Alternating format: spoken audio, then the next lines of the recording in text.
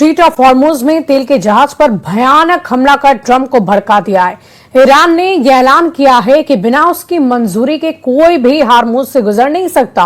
उधर ट्रंप पहले ही ऐलान कर चुके हैं कि हॉर्मुज में ईरान ने हमला किया तो समझौता टूट जाएगा। इस बीच लेबनान में हिजबुल्लाह लड़ाकों ने इजरायल को जबरदस्त टक्कर देनी शुरू कर दी है।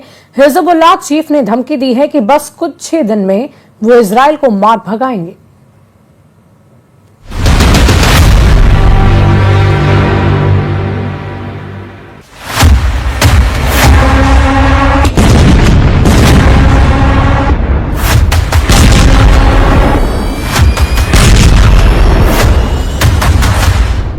फिर युद्ध भड़क गया है, फिर बम फटने लगे हैं, फिर तेल रूट चलने लगा है। इस बार हमले की पहल ईरान ने की है। इस बार सुप्रीम लीडर मुस्तफा ने ट्रंप को गुस्सा दिलाया है। हॉर्मुज में ईरान का भयानक हमला शुरू।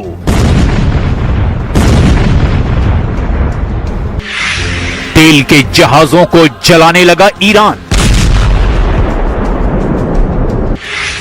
ऑयल रूट के चोक पॉइंट पर फंसे ट्रंप। 11,000 लाशें देखकर डर गया अमेरिका। हॉर्मुज में ईरान ने अपनी ताकत का एहसास करा दिया है। ओमान तट पर ईरान ने धमाका किया है। ईरान के हमले में तेल टैंकर जल गया है। अमेरिका ने आरोप लगाया कि ईरान ने सिंगापुर के तेल के जहाज को उड़ा दिया। सिंगापुर मैरीटाइम अथॉरिटी ने कहा कि सिंगापुर में रजिस्टर्ड एक कंटेनर शिप पर हॉर्मुज में हमला हुआ है। एवर लवली नाम के इस जहाज को सिंगापुर के समय के अनुसार रात 10 बजे निशाना बनाया गया। बयान में यह भी कहा गया कि जहाज पर मौजूद सभी कीस क्रू मेंबर की जान बच गई है। इस्लामिक रिवोल्यूशनरी गार्ड ने हॉर्मुज में हमला करके ट्रंप के होश उड़ा दिए हैं, क्योंकि अमेरिका ने ऐलान किया था कि अब हॉर्मुज खुला है, ईरान हमला नहीं करेगा। लेकिन जब हॉर्मुज की जगह नए रास्ते से तेल सप्लाई की जानकारी ईरान को मिली, तब से सारे समीकरण ही बदल गए हैं। अमेरिका से डील के बाद हॉर्मुज पर कब्जा बरकरार रखने और टोल वसूली करने के लिए ईरान ने एक्शन ले लिया है। जिस हॉर्मुज स्ट्रीट को दुनिया तेल की लाइफलाइन कहती है, उसी हॉर्मुज को अब ईरान अपना नया एटीएम बनाना चाहता है। इसके लिए ईरान तुर्की मॉडल को अपनाने की तैयारी में जुट रहा है। द वॉल स्ट्रीट जर्नल की रिपोर्ट के मुताबिक जैसे तुर्की स्ट्रीट से गुजरने वाले जहाजों से तय नियमों के तहत टैक्स वसूली करता है, उसी तर्ज पर ईरान हॉर्मुज के लिए अब एक नया मैनेजमेंट सिस्टम चाहता है। ईरान चाहता है कि हॉर्मुज से गुजरने वाले जहाजों से सुरक्षा, नेविगेशन और पर्यावरण सेवाओं के नाम पर शुल्क लिया जाए। दावा है कि इससे ईरान को हर साल करीब 40 अरब डॉलर तक की कमाई हो सकती है। इस कमाई में ईरान की तरफ से खाड़ी के दूसरे देशों को भी हिस्सेदार बनाने का प्रस्ताव दिया गया है। हालांकि ईरान का तुर्की मॉडल टोल प्लान इतना आसान नहीं होने वाला है, क्योंकि अंतर्राष्ट्रीय समुद्री कानूनों के तहत हॉर्मुज जैसे अंतर्राष्ट्रीय समुद्री मार्ग पर एक तरफा टोल लगाना आसान नहीं है। और इतना ही नहीं, ट्रंप हॉर्मुज में टोल वसूली के सख्त खिलाफ हैं। Final Iran deal to include any kind of fees on shipping. Yeah, no, it would be unacceptable to me because we have numerous straits, and if you did that for them, you'd have to do it for other people. You have other straits. I wouldn't allow it there either. Hormuz में 11,000 से ज्यादा seller अभी भी फंसे हुए हैं। सैकड़ों तेल के जहाज फंसे हुए हैं। इन सब का जिम्मा ट्रंप ने ले रखा है। लेकिन ईरान जिस स्टाइल में आगे बढ़ता दिखाई दे रहा है, उससे अमेरिका की मुश्किलें भी बढ़नी तय है। अमेरिकी एक्सपर्ट प्रोफेसर डेरेक जे ग्रॉसमैन ने ट्रंप को जमकर फटकार लगाई है। ग्रॉसमैन ने कहा है कि ईरान ने हॉर्मुज में जहाज पर इसीलिए हमला किया क्योंकि यह शिप ओमान के तट से होकर गुजर रहा था, ईरानी जल क्षेत्र से बच रहा था। इससे ये एक बार फिर से साबित हो गया कि ईरान हॉर्मुज को चोक पॉइंट मानता है। ट्रंप, धन्यवाद इस बेवकूफी भरे और खुद को हराने वाले युद्ध के लिए। अमेरिका को अब एक बार फिर से ईरान से जंग लड़नी पड़ सकती है। ईरान के साथ हिजबुल्लाह ने भी दुश्मनों को ललकारना शुरू कर दिया है। हिजबुल्लाह चीफ नईम कासिम ने ऐलान किया कि इजराइल अमेरिका को हराकर लड़ाका ग्रुप नए दौर में एंट्री कर रहा है। الإمام الخامنئي قدس سره رمزا وعلما ونورا وهداية وثورة وتعبئة مع القادة ومع الناس ومع المدنيين ومع التضحيات الكبيرة، وبهذا استطاعت أن تقف। हिजबुल्लाह लड़ाकों ने इजराइल डिफेंस फोर्स को जबरदस्त टक्कर देनी शुरू कर दी है। 25 जून की रात हिजबुल्लाह ने 4 इजरायली सैनिकों पर हमला करके उन्हें घायल कर दिया। घायलों में 2 ऑफिसर भी शामिल हैं। बेतयाहून में हुए एनकाउंटर में लड़ाका ग्रुप इजराइल पर भारी पड़ा है। हालांकि हमले के बाद आईडीएफ ने तूफखाने और हवाई हमलों से हिजबुल्लाह के कई ठिकानों को तहस नहस कर दिया। लेकिन ट्रंप कब तक शांत रह पाएंगे, इसकी अब गारंटी नहीं है। मुमकिन है ट्रंप ने जिस प्लान पर ब्रेक लगाया था वो फिर से एक्टिव हो। ट्रंप ईरान में ग्राउंड ऑपरेशन के बिना युद्ध जीत नहीं सकते, इसीलिए उनके पास अब ईरान में घुसकर हमला करने का ही ऑप्शन बचा है। मुमकिन है ट्रंप सऊदी अरब और बाकी खाड़ी देशों के कंधे पर रखकर बंदूक चलाएं। वो ईरान के खिलाफ ग्राउंड ऑपरेशन में खाड़ी देशों का इस्तेमाल करने की बात कह चुके हैं। पहले से ही अमेरिकी सेना सऊदी अरब और बाकी खाड़ी देशों में मिलिट्री बेस का इस्तेमाल कर रही है, लेकिन ग्राउंड ऑपरेशन में जोखिम कम नहीं है। ईरान की फौज 6.5 लाख है। इसके अलावा पैरामिलिट्री फोर्स 2.5 लाख के बराबर है, जबकि ईरान में एक्टिव बसीज फोर्स 20 लाख तक हो सकती है। ईरान ने अब तक युद्ध में बता दिया कि वो नहीं बल्कि उसके दुश्मन इस जंग में झुकेंगे। यानी ईरान का इरादा बिल्कुल साफ है कि वो आखिरी दम तक लड़ेगा, चाहे दुश्मन अमेरिका और इजराइल हो या फिर सभी खाड़ी देश जो पहले से अमेरिका की मदद करते आ रहे हैं। वैसे ईरान के खिलाफ खाड़ी देश शामिल हुए तो क्या होगा? ये एफपीवी ड्रोन अटैक देखिए, कैसे एक क्वाडकॉप्टर एक अमेरिकी अड्डे पर अमेरिकी फौजियों को तलाश रहा है। बाद में जब उसे कुछ नहीं मिलता तो वो अमेरिका के एक ब्लैक हॉक हेलीकॉप्टर से जाकर टकरा जाता है। There is still the risk of escalation if Iran-linked proxy groups mobilize, and by that I mean Hezbollah in Lebanon, Iran-linked militia inside Iraq, and importantly, the Yemen-based Houthi movement that is threatened to attack shipping lanes in the Red Sea and has done so in the past. So we know they have some naval capability that could create disruption. इस युद्ध में तुर्की पर भी सबकी नजर है और Erdogan ने अरब देशों से तो कहा है कि वो इस युद्ध में शामिल ना हो। सऊदी अरब, यूएई और कतर का दौरा करने के बाद तुर्की के विदेश मंत्री को इस बात का एहसास हुआ कि ये सभी देश ईरान के खिलाफ युद्ध में उतरने के लिए तैयार हैं। अमेरिका और इजराइल की शुरू की गई इस जंग में अब सऊदी अरब, यूएई और कतर ईरान के खिलाफ नजर आ रहे हैं, जबकि तुर्की का रुख बता रहा है कि एर्दोआन अब मुस्तफा खामनेई के समर्थन में आ गए हैं। यह ऐसे वक्त में हो रहा है जब ट्रंप ईरान से समझौता फाइनल करना चाहते हैं, लेकिन ईरान ने हॉर्मुज में धमाका करके ट्रंप को ईरान में ग्राउंड ऑपरेशन का मौका दे दिया है। अमेरिका ने मार्च के महीने में युद्ध के दौरान ईरान के कई आइलैंड को टारगेट पर लिया था। तब ट्रंप खार्ग और खुजेस्तान में हमला करने के ऑर्डर दे चुके थे। अब बस ट्रंप को इसका फैसला करना है कि हॉर्मुज धमाके का जवाब वो कैसे देंगे। उधर इस मुकाबले के लिए ईरान ने तैयारी पहले ही पूरी कर रखी है। ईरान के स्पीकर मोहम्मद बाकर कालिबाफ ने कहा कि ईरान अमेरिका की हर हरकत पर नजर रखे हुए है। अमेरिका की फौज की गतिविधियां देखी जा रही है। अमेरिका के सैनिक ट्रंप और नेतन्याहू की गलत फहमियों का शिकार बनेंगे। ईरान का इम्तिहान लेने की कोशिश ना करें ट्रंप।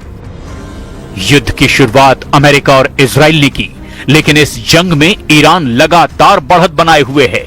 ट्रंप की धमकी एक तरफ, ईरान का लड़ाका जज्बा दूसरी तरफ। ईरान बता रहा है कि जून 2025 का पलटवार तो ट्रेलर था, असली पिक्चर अब देखने की बारी आ चुकी है और ये पिक्चर ईरान ने अपने सरकारी टीवी चैनल पर कई बार दिखाई है। स्टूडियो में मिसाइल देखकर हर कोई हैरान है। दर्शकों के बीच मिसाइल दिखाने का क्या मकसद हो सकता है? ये मिसाइल तो लॉन्च पैड पर होनी चाहिए थी। पहली है फतह मिसाइल और दूसरी है खैबर शिकन मिसाइल। ये दोनों मिसाइल इजराइल को काउंटर करने के लिए तैयार की गई है, लेकिन एक तीसरी भी मिसाइल है जो खाड़ी में अमेरिकी अड्डों को काउंटर करेगी। ईरान ने अपने इन सभी बहुत ही खतरनाक मिसाइलों को साफ साफ दिखा दिया है, तो कुल मिलाकर हैं ये 3 मिसाइल। पहली है फतह हाइपरसोनिक मिसाइल, दूसरी है खैबर शिकन मिसाइल और तीसरी जुल्फिकार मिसाइल। अब इन मिसाइलों को दिखाने का सिर्फ एक ही मकसद है और वो है ईरान के आसपास मौजूद अमेरिकी सेना और उसके अड्डों को तहस नहस कर देने का इरादा। साथ में इजराइल पर ऐसा हमला जिसके बाद नेतन्याहू फिर कभी ईरान के खिलाफ लाल आंख दिखाने की हिम्मत ना करें। मुस्तबा और उनके कमांडरों ने सिर्फ इजराइल को डराने के लिए बहुत बड़ी तैयारी कर ली है और अपनी सबसे भयानक मिसाइलों का बंदोबस्त अमेरिकी फोर्स से जंग के लिए किया गया है।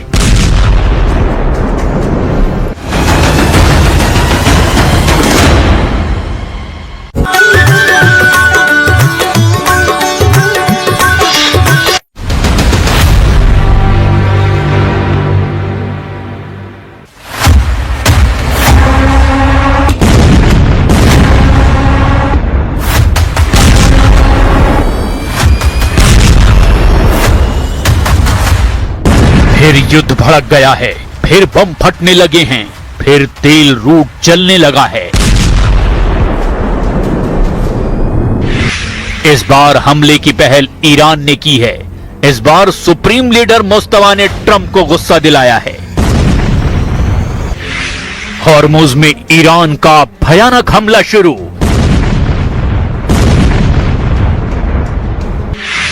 तेल के जहाजों को जलाने लगा ईरान। ऑयल रूट के चोक पॉइंट पर फंसे ट्रंप। 11,000 लाशें देखकर डर गया अमेरिका। हॉर्मुज में ईरान ने अपनी ताकत का एहसास करा दिया है। ओमान तट पर ईरान ने धमाका किया है। ईरान के हमले में तेल टैंकर जल गया है। अमेरिका ने आरोप लगाया कि ईरान ने सिंगापुर के तेल के जहाज को उड़ा दिया। सिंगापुर मैरीटाइम अथॉरिटी ने कहा कि सिंगापुर में रजिस्टर्ड एक कंटेनर शिप पर हॉर्मुज में हमला हुआ है। एवर लवली नाम के इस जहाज को सिंगापुर के समय के अनुसार रात 10 बजे निशाना बनाया गया। बयान में यह भी कहा गया कि जहाज पर मौजूद सभी 21 क्रू मेंबर की जान बच गई है। इस्लामिक रिवोल्यूशनरी गार्ड ने हॉर्मुज में हमला करके ट्रंप के होश उड़ा दिए हैं, क्योंकि अमेरिका ने ऐलान किया था कि अब हॉर्मुज खुला है, ईरान हमला नहीं करेगा। लेकिन जब हॉर्मुज की जगह नए रास्ते से तेल सप्लाई की जानकारी ईरान को मिली, तब से सारे समीकरण ही बदल गए हैं। अमेरिका से डील के बाद हॉर्मुज पर कब्जा बरकरार रखने और टोल वसूली करने के लिए ईरान ने एक्शन ले लिया है।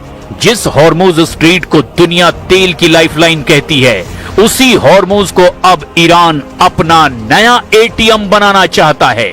इसके लिए ईरान तुर्की मॉडल को अपनाने की तैयारी में जुट रहा है।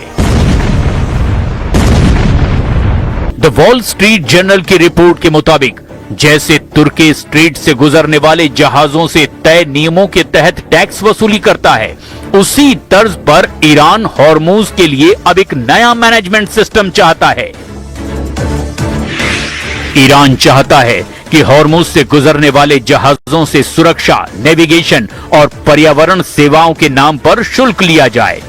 दावा है कि इससे ईरान को हर साल करीब 40 अरब डॉलर तक की कमाई हो सकती है। इस कमाई में ईरान की तरफ से खाड़ी के दूसरे देशों को भी हिस्सेदार बनाने का प्रस्ताव दिया गया है। हालांकि ईरान का तुर्की मॉडल टोल प्लान इतना आसान नहीं होने वाला है, क्योंकि अंतर्राष्ट्रीय समुद्री कानूनों के तहत हॉर्मुज जैसे अंतर्राष्ट्रीय समुद्री मार्ग पर एक तरफा टोल लगाना आसान नहीं है।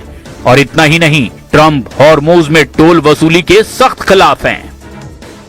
Final Iran deal to include any kind of fees on shipping Yeah, maritime no, activities. it would be unacceptable to me, because we have numerous straits, and if you did that for them, you'd have to do it for other people. You have other straits. I wouldn't allow it there either. Hormuz में 11,000 से ज्यादा seller अभी भी फंसे हुए हैं। सैकड़ों तेल के जहाज फंसे हुए हैं। इन सब का जिम्मा ट्रंप ने ले रखा है। लेकिन ईरान जिस स्टाइल में आगे बढ़ता दिखाई दे रहा है, उससे अमेरिका की मुश्किलें भी बढ़नी तय है। अमेरिकी एक्सपर्ट प्रोफेसर डेरेक जे ग्रॉसमैन ने ट्रंप को जमकर फटकार लगाई है। ग्रॉसमैन ने कहा है कि ईरान ने हॉर्मुज में जहाज पर इसीलिए हमला किया क्योंकि यह शिप ओमान के तट से होकर गुजर रहा था, ईरानी जल क्षेत्र से बच रहा था। इससे ये एक बार फिर से साबित हो गया कि ईरान हॉर्मुज को चोक पॉइंट मानता है। ट्रंप, धन्यवाद इस बेवकूफी भरे और खुद को हराने वाले युद्ध के लिए। अमेरिका को अब एक बार फिर से ईरान से जंग लड़नी पड़ सकती है। ईरान के साथ हिजबुल्लाह ने भी दुश्मनों को ललकारना शुरू कर दिया है। हिजबुल्लाह चीफ नईम कासिम ने ऐलान किया कि इजराइल अमेरिका को हराकर लड़ाका ग्रुप नए दौर में एंट्री कर रहा है। الإمام الخامنئي قدس سره رمزا وعلما ونورا وهداية وثورة وتعبئة مع القادة ومع الناس ومع المدنيين ومع التضحيات الكبيرة، وبهذا استطاعت أن تقف। हिजबुल्लाह लड़ाकों ने इजराइल डिफेंस फोर्स को जबरदस्त टक्कर देनी शुरू कर दी है। 25 जून की रात हिजबुल्लाह ने 4 इजरायली सैनिकों पर हमला करके उन्हें घायल कर दिया। घायलों में 2 ऑफिसर भी शामिल हैं। बेतियाहून में हुए एनकाउंटर में लड़ाका ग्रुप इजराइल पर भारी पड़ा है। हालांकि हमले के बाद आईडीएफ ने तूफखाने और हवाई हमलों से हिजबुल्लाह के कई ठिकानों को तहस नहस कर दिया।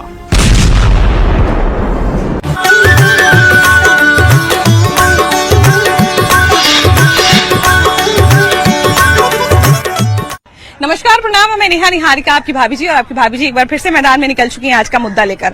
अब देखिए कि जिस तरह की घटनाएं शादी और रिलेशनशिप और इवन की सगाई के बाद भी जो है वो कुछ घटनाएं घट जा रही हैं, जिस तरह की चीजें सामने आ रही हैं, उसको लेकर आजकल के जो बच्चे हैं और आजकल के जो माँ बाप हैं, जब ताबड़तोड़ ड्रोनों को मार गिराने के चक्कर में रूस की एयर डिफेंस प्रणालियां अपने मिसाइलें खत्म कर